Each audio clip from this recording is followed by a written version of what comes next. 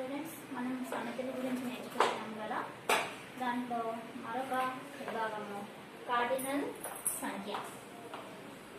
Cardinal సంఖ్య అంటే సమితిలోని మూలకాల సంఖ్యను కార్డినల్ సంఖ్య అని అంటాము. ఏదైనా సమితి A P, Q,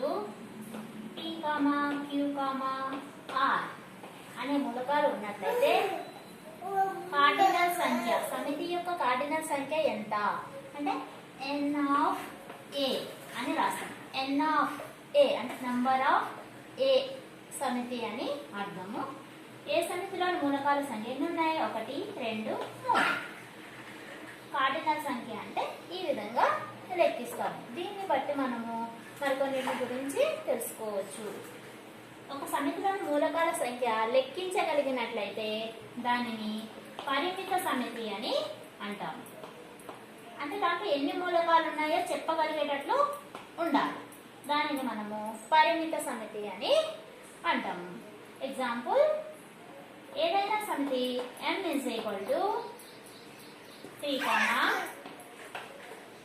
9, 18 ఉన్నట్లయితే ఇందులో ఎన్ని మూలకాలు ఉన్నాయి? n of m = 1, 2, 3. అదేవిధంగా కార్డినల్ సంఖ్య ఎంతనో చెప్పలేము, ఆ సమితి యొక్క కార్డినల్ సంఖ్య ఎంతనో చెప్పలేము అని అనుకుంటే అటువంటి సమితిని మనము అపరిమిత సమితి అని అంటాము. ఫర్ ఎగ్జాంపుల్, సహజ సంఖ్యల సమితి n ఏమని చెప్తా? 1, 2, 3, 4. ఇదే విధంగా మనం ఒకటి కలుపుకుంటా పోతే ఎన్నైనా రాయొచ్చు. చివరి సంఖ్య ఎంతో చెప్పలేము.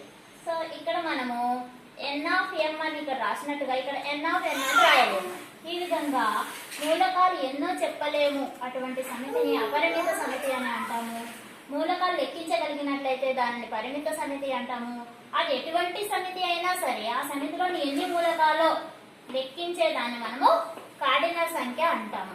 మరి కొన్నింటికి అసలు మూలకము ఉండదు, అటువంటి సమితిని శూన్య సమితి అని అంటాము. శూన్య సమితి. దీన్ని సెపరేట్ గా 5 అక్షరంతో చూపిస్తాము.